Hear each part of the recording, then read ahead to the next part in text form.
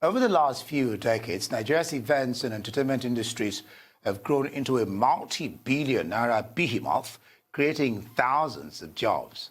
But the sector suddenly nosedived when the COVID-19 pandemic called for merry makers to put a long pause on public gatherings. On March 18, Governor Babajide Sanwo-Olu placed a ban on public gatherings of more than 50 people in Lagos State, the commercial and entertainment capital of Nigeria.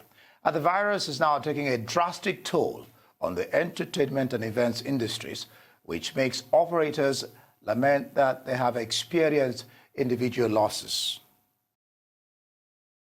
Well, Funke Bucknor-Obruthe, CEO of Zapphaire Events, regarded as one of Nigeria's pioneering event planners, joins me live to share her experience. Hello, Funke. How are you doing?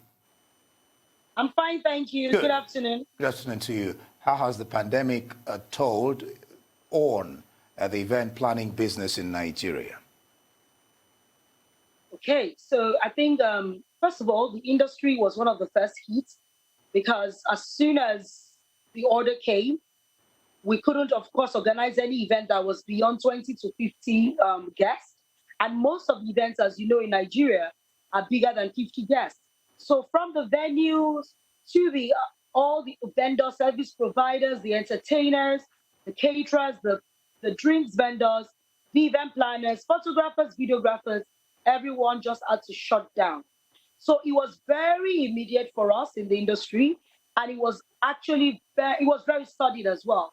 But we had been studying the pandemic in other parts of the country, the world, and we had seen that along the way, this was likely going to happen. So for some people, they have started preparing for it. But it's actually it's a big loss for us in the industry because, I mean, but even really everybody has been affected. But I think that we were affected almost immediately. So would you say the event planning business, or will it be right, rather, to say the event planning business as at today or now is at a standstill or just slow-paced? I would say it's at a standstill. And the reason is because most of events that are usually organized are organized with people. So there's a lockdown. You can't even leave your house to do anything.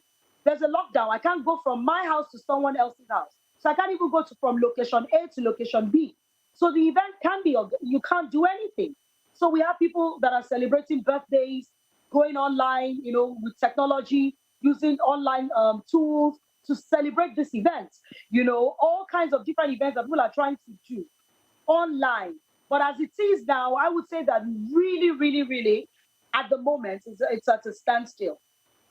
Many events have been cancelled, of course, that's expected with the lockdown because, of course, people won't be attending. Would you rather they be postponed or rather cancelled outright? How are you people managing it?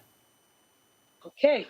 Now, you see, first of all, the first advice I gave to anyone, and I gave to most people, is postpone, don't cancel. Now, the reason why I say this is this. For most people, they've already made deposits. They've already made commitments. A lot of people have paid a lot of vendors. Venues have been paid. So many places, everywhere else, people have been paid deposits. It's going to be very difficult for me to tell anyone that it's going to be difficult to get your money back because it's a pandemic. There's force majeure to be used at the moment for everyone. So everybody needs to just maintain status quo. So I would say postpone, don't cancel. But in the event that you want to cancel, there's nothing anybody can do. You don't want to do it. You don't want to do it all. The event cannot be the way you want it to be.